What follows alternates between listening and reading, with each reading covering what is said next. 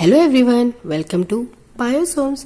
आज हम बात करने वाले हैं एक ऐसी प्रॉब्लम के बारे में जो मेल और फीमेल सब में कॉमन है और हर कोई इस समस्या से जूझता है। आज हम बात करेंगे इसी प्रॉब्लम के बारे में कि क्यों ये प्रॉब्लम होती है, क्या होती है ये प्रॉब्लम और कैसे हो रही है ये प्रॉब्लम और इसका निवारण क्या है, यानी कि इसकी ट्रीटमेंट्स क्या है। तो चलिए शुरू करते हैं। उससे पहले टॉपिक ज़रा सुन लीजिए।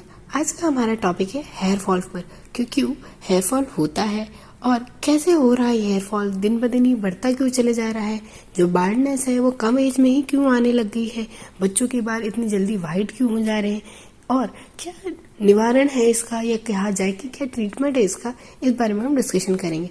तो चलिए शुरू करते हैं।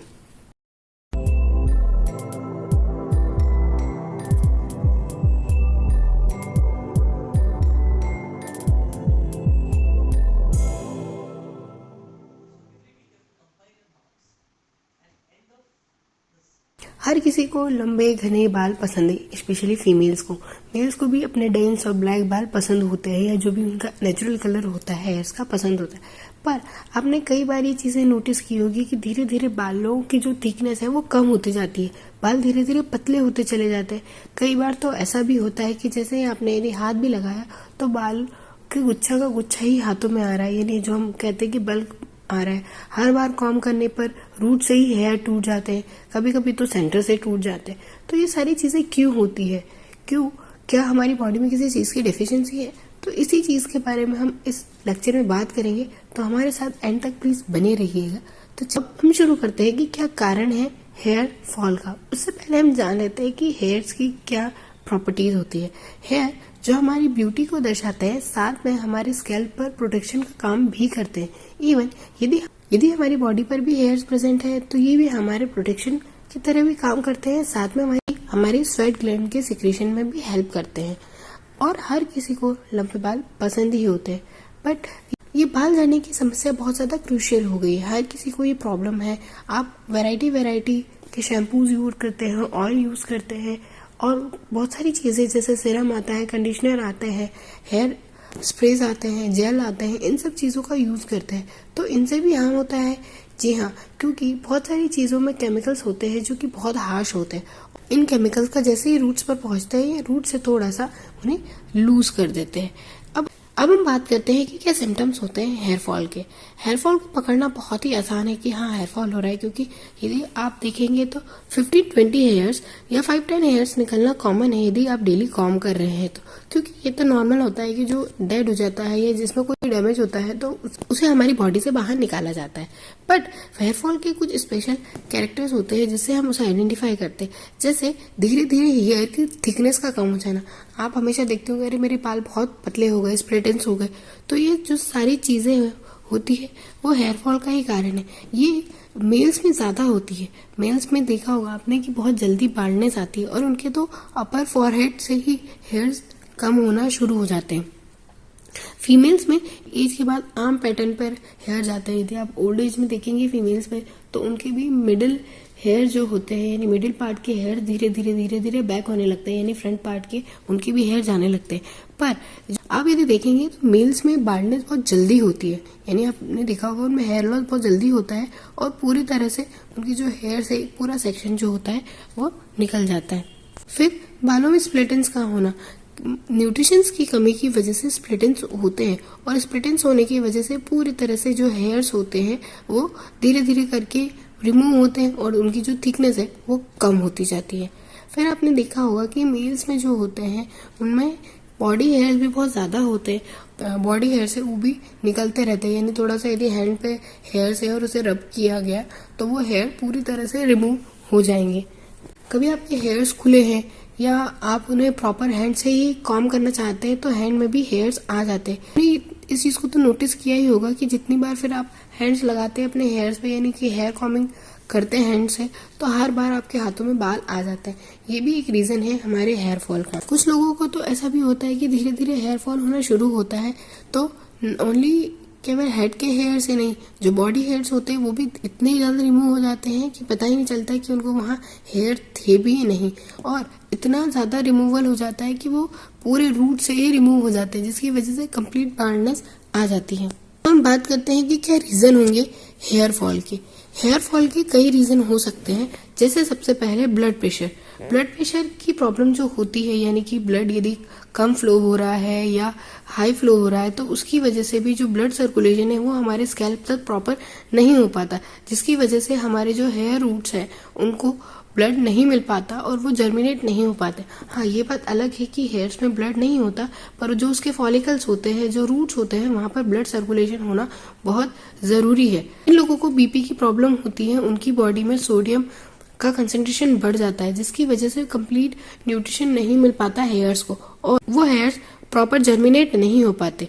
जर्मिनेशन ना होने के कारण ये टूटने लगते हैं। और हाई ब्लड प्रेशर वालों को तो ये प्रॉब्लम होती ही होती है। लो ब्लड प्रेशर वालों को भी ये प्रॉब्लम होती है, पर उनमें ये कम होती है। हाई ब्लड प्रेशर में हेयर फॉल की प्रॉब्लम ज़्यादा होती है। फिर एक होता है फंगल इन्फेक्शन की वजह से या डैंड्रफ की वजह से। यदि हमारे स्कैल्प पर कोई डस्ट पार्टिकल या ऐसी कोई चीज़ें जो जमा होती है, जो कंटिन्यू हमारी स्किन को रफ करती है या स्कैल्प पर रफ करती है डस्ट पर, तो उससे भी हेयर्स को हार्म होता है। यानी कि कभी कभी हेयर्स में फंगल इन्फेक्शन या इंसेक्ट इन्फेक्शन भी होता है, जिससे भी हेयर्स का टूटना, जैसे लीस का हो जाना, डैंड्रफ का हो जाना, ये सारी चीज़ें जो होती है वो भी हेयर फॉल को बढ़ाती है। एक मेन चीज़ आती है आज, यानी कि इसे हम कहते हैं कि वाइस वर्सा भी हो सकता है कि हेयर फॉल की वजह से स्ट्रेस होता है और स्ट्रेस की वजह से हेयर फॉल। जी हाँ, स्ट्रेस एक सबसे बड़ा कारण है हेयर फॉल के लिए। यानी कि जो लोग जिन्हें काफ़ी लंबे समय से स्ट्रेस में है, डिप्रेशन में है, तो उनमें हेयर फॉल की समस्या बढ़ती है, क्योंकि डिप्रेशन या जो स्ट्रेस होता है वो मेंटली एक तरह से डिसऑर्डर ही है। इट इज़ नॉट डिसीज, एक तरह से डिसऑर्डर ही है और इसका कोई ऐसा ट्रीटमेंट नहीं होता है कि हाँ आपने मेडिकेशन लिया है तो नॉर्मल हो जाएगा।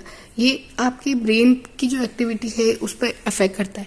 अब ब्रेन की एक्टिविटी की वजह से जो ब्लड सर्कुलेशन की चीज़ें होती है और जितना भी हमारी एक्टिविटी होती है वो थोड़ी सी रिप्रेस हो जाती है, जिसकी वजह से हेयर फॉल होता है। बट इसका स्ट्रेस का दूसरा कारण ये भी होता है कि स्ट्रेस की वजह से यदि आप ज़्यादा स्ट्रेस लेते हैं या डिप्रेशन में हैं तो आपके हेयर केवल हेयर फॉल ही नहीं होगा, हेयर वाइट भी होना शुरू हो जाते हैं।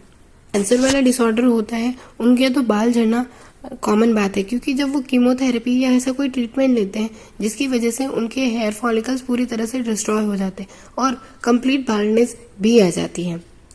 दूसरा होता है जेनेटिक्स पर। ये चीज़ जेनेटिक्स पर भी डिपेंड करती है कि यदि आपकी फैमिली में किसी को हेयर फॉल की प्रॉब्लम रही होगी, ये मेनली तो मेल्स में ही देखा जाता है, हेयर फॉल की प्रॉब्लम रहती है तो यदि फादर में है तो उनके सन में आ ही जाती है, तो ये जेनेटिक्स भी हो सकता है। एक तरह से कहा जाए तो एक इम्यून डिसऑर्डर भी होता है, जिसमें जो हमारे हेयर्स के कई सारे जो पोर्शंस होते हैं वो छोटे छोटे पोर्शन में टूटने लगते हैं, तो ये एक तरह से डिसीज भी है।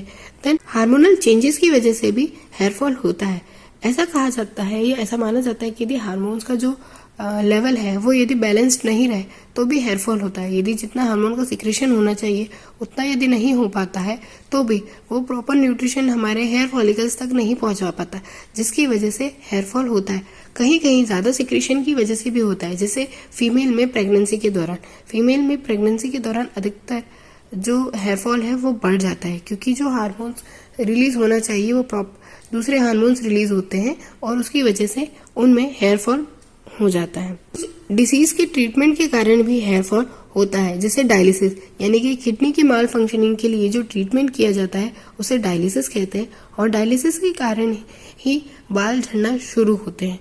ऐसा कहा जाता है कि बहुत सारी मेडिसिन जो हम लेते हैं उसकी वजह से भी होता है, जैसे आर्थराइटिस की हो गई, थायराइड की हो गई, ब्लड प्रेशर की मेडिसिन हो गई, डायबिटीज़ की मेडिसिन हो गई। इन सारी चीज़ों की यदि मेडिसिन लेते हैं तो ये थोड़ी सी हैवी होती है, ज़्यादा हीट जनरेट करती है बॉडी में, जिसकी वजह से भी हमारे जो हेयर की जर्मिनेटिंग वाले मॉलिक्यूल्स होते हैं वो डिस्ट्रॉय हो जाते हैं और हमारे न्यू हेयर जर्मिनेट नहीं होते, और जैसे ही हमारे हेयर डेड होते हैं वो रिमूव हो जाते हैं, जिसके कारण हमारे हेयर फॉल बढ़ जाता है। दूसरा होता है न्यूट्रिशन की कमी। किसी न्यूट्रिशन की कमी है तो भी हेयर फॉल होता है, क्योंकि न्यूट्रिएंट्स ऐसी चीज़ें होती है जो पूरे मॉलिक्यूल्स को, मिनरल्स को हमारी बॉडी तक पहुंचाते हैं। यदि किसी न्यूट्रिएंट्स की कमी हमारी बॉडी में हो जाती है, जैसे प्रोटीन की, आयरन की और जिंक की, ये सबसे ज़्यादा ज़रूरी होते हैं हमारी बॉडी की जर्मिनेशन के लिए। वैसे ही विटामिन ए भी हमारी हेयर ग्रोथ के लिए बहुत ज़्यादा ज़रूरी होता है।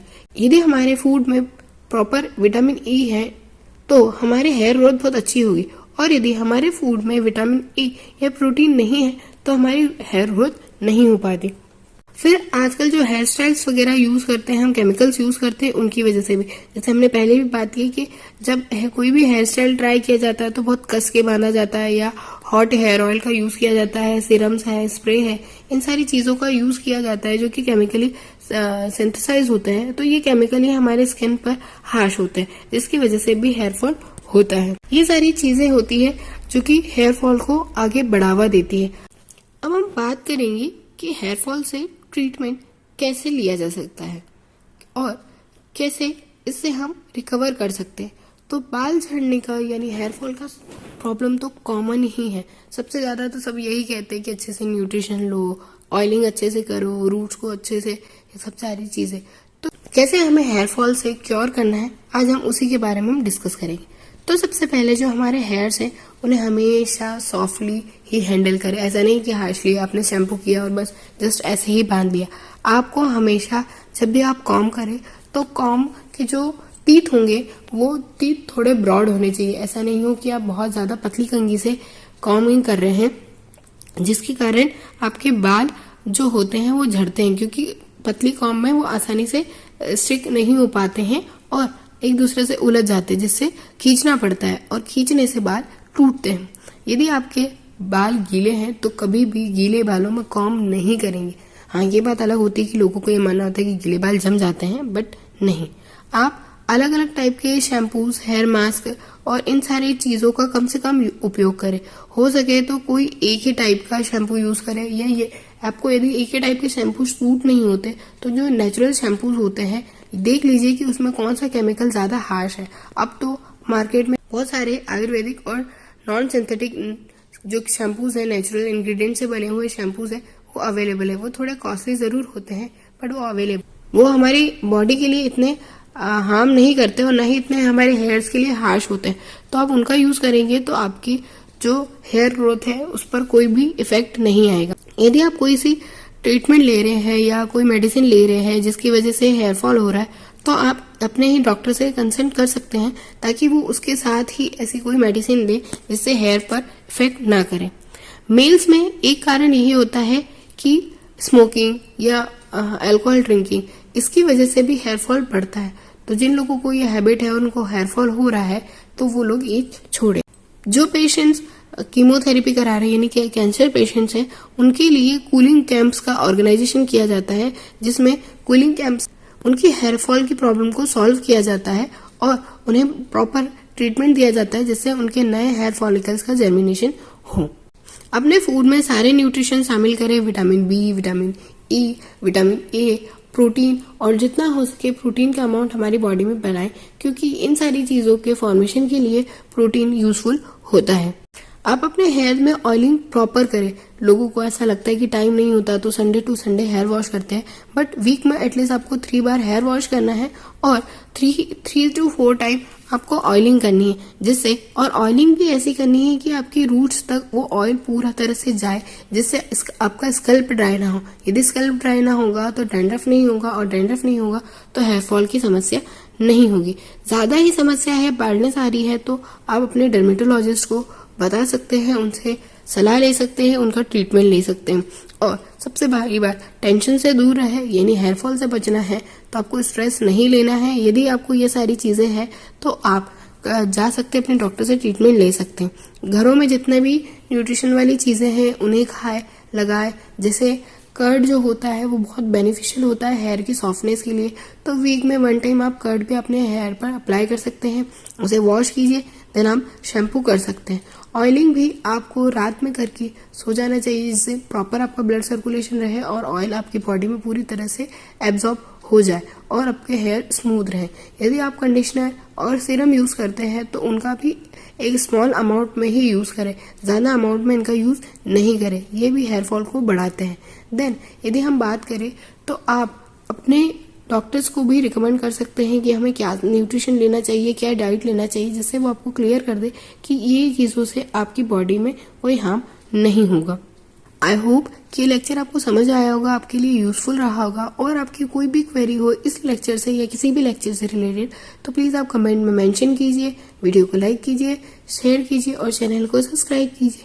थैंक्स फॉर वॉचिंग और ऐसे ही वीडियो के लिए बने रहिए बायोसोम्स के साथ। यदि आपको कोई सा लेक्चर चाहिए या किसी टॉपिक पर लेक्चर चाहिए तो प्लीज़ कमेंट में मेंशन कीजिए, हमारे साथ कंटिन्यू जुड़े रहिए।